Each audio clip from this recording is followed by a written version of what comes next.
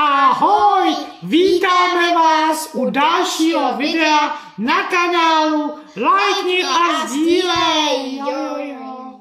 Tak, co pak tady máme? Máme tady plivací test. Říkali jsme si, že to je teďka in, takže to zkusíme pro vás na našem kanálu. Lajkni a sdílej! Tak, takže to zkusíme. Přece sobě nebudeme nechávat šťourat nějakou tyčinkou, že jo? Tak si na to radši co? Flusnem. Tak, to rozbalíme. A kdo se bude kolego dělat dneska test? No, kolegyně. Tak. Kdybys byla ve škole, tak se v tobě šťouraj. Nejseš ve škole, tak budeš plivat. Tak. Co teda tam, máme tady teda takové pytlík, do kterého budeme plivat. Je to prostě něco, když máte letadle na blíky, tak je to takový menší. Tak. To je trochu, do toho by si z letadle moc neublinkla teda. No, teď říkám, to je menší.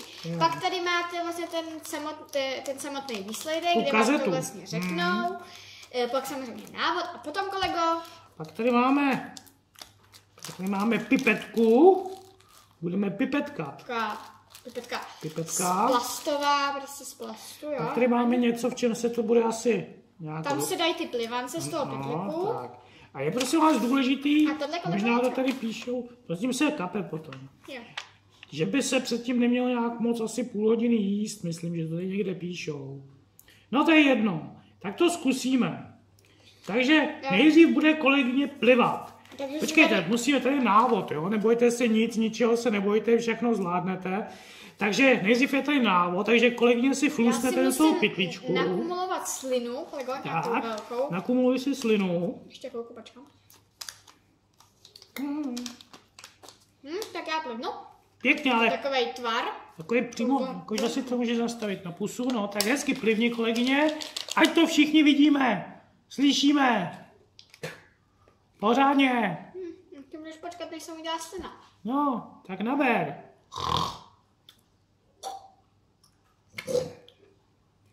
10 zelených flusů visí na stěně. Co to je? Tak, to stačí, kolego. Dáš? No nevím, drž tu zkumavku. Dej si tam 3 kapky. Ježišmarja, kde to je? Teď já tam nic nevidím. Já něco tam je. Tak já naberu do kapátka.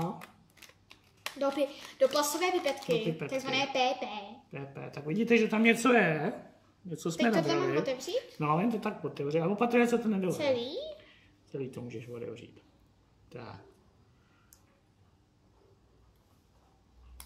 Tak, to je vidět hezky. To diváci vidí, jak to taky něco bude. Drž?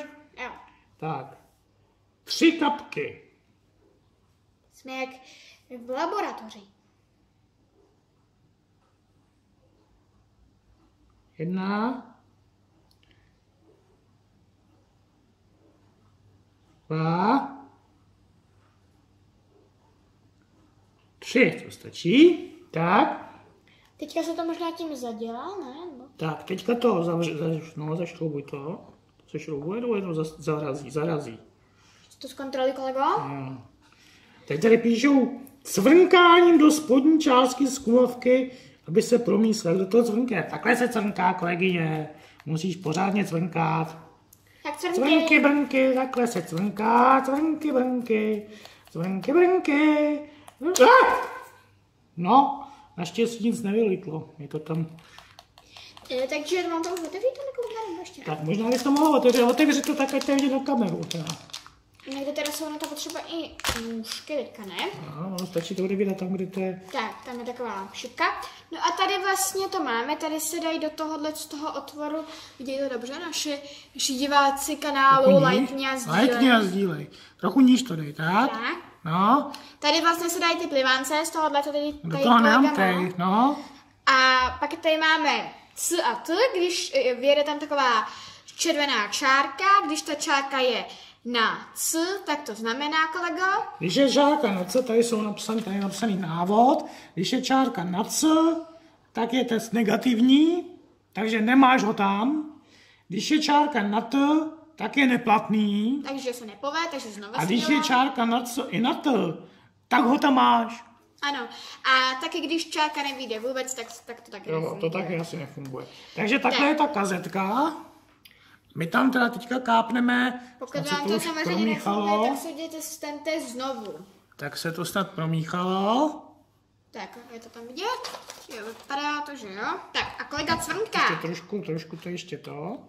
Musím pak to, samozřejmě to už nemá vyhodit do koše. Je zajímavý, že píšou, že se to může vyhazovat do normálního odpadu. No, že to třeba není, jak na baterky, takový ten speciální. No. Ale časem bude speciální popelnice na covidový testy, no. Je to prostě taková doba. Takže teďka sem. A jít do toho, jsem ukazovala? Do té dírky, jak je napsáno S asi, tak dáme 3 kapky keňoše. Tak. Tam je taková, na tom víčku taková díra, takže tam pěkně můžete 1, 2, 3. V tom teda byla jinak nějaká tekutina, s kterou se vlastně smíchala ta slina. Tak. Takže to pak můžeme vyhodit. No a teďka budeme napjatě čekat. Oni tady píšou, že to má být jako za 15 minut, ale já myslím, že to je možná to bude dřív. Je to jak kdy, takže už tu čárku vidím, jak vylejzá, vidí to? Nevím, jestli to vidí diváci našeho kanálu. Lajkni a sdílej. Hele, už to tam leze, vidíte to, jak se to barví. A to není ta slina, že ne, kolega, co to je? No je to ta slina to nastartovat, tam dochází k nějaký chemický reakci. A ta červená je co? No to je nějaký prostě to je nějaký sloupec, tak už vidíte, jak to leze nahoru. Ale je zhruba uprostřed C a T.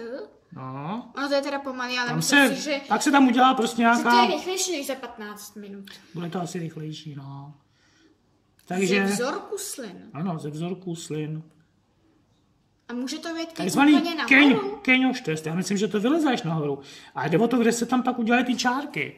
Já nevím, jestli to je vidět dobře. Kolego, já se pijám. Jo, ale už se tam dělá ta čárka u toho C, vidíš? Ta ještě ta úplně tmavá červená. Takže to znamená, že jsem... Takže jsme ti natočili test. Ano. A co byste řekli? Neměla jsi ho tam, jak praví klasik. Takže jsem negativní. Je to pozitivní, jsi negativní. Tak, výborně. Ale teda píšou, že 15 minut, no. Tak já nevím, ještě můžeme chvilku počkat, jestli se tam náhodou neobjeví. A co se pak s tím testem dělá? To se vyhodí normálně. Nebo se s tím můžeš nechat vyfotit. Tak. Napište do komentářů, jestli jste si dělali ze slin, nebo jestli si děláte z nosu. No tak jestli jste si to dělali, jestli chodíte do školy, dělali jste si to ve škole, tak ve škole jste si to dělali asi z nosu, no. Ale tak my jsme si chtěli udělat ten takový soukromý, protože kolegyně dneska do školy nešla, protože tam mají rotační výuku. Takže jsme si udělali takový soukromý.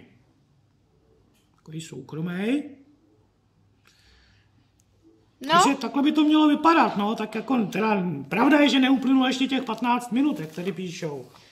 Výsledek. Za 15 minut je vidět čárka. Píšou i na té krabici. Jo. Na krabičce je výsledek za 15 minut. No, takováhle stejná krabice a tady máme napsaný, že jsme pozitivně, negativně, když to neplatný. Takže to tady vlastně máte i všechno napsaný. Na té krabici je tedy taky nějaký návod. Takže ve výsledku ten návod se v tom nemusí ani rozbavit. Je to celkem jednoduchý a teda hlavně se ve vás nikdo nešťourá, ani vy sami sobě si nešťouráte v nose. Tak někomu to může být třeba příjemný. Nevím. Jestli vám to je příjemný, tak samozřejmě... Tak to je vaše věc, že jo? To si děláte, co to... Ten pytlík, no, to taky vyhodíme potom. No, takže já si myslím, že kolegyně je negativní, což, jak už jsem řekl, je pozitivní. A myslím si, že s tímhletím můžeme tohleto video ukončit. Když tak nám napište do komentářů, jak jste dneska, pokud jste třeba testovali se poprvé, my už jsme to teda upřímně řečeno zkoušeli, aby jsme nekecali, jo, my to není úplně náš, no, to není náš první test, to zase ne, takže už nějaký testíky jsme si dělali, ale to jsme chtěli dneska právě, když se to spouští v těch školách, tak jsme to chtěli zkusit. Na kanálu Lajkni a sdílej.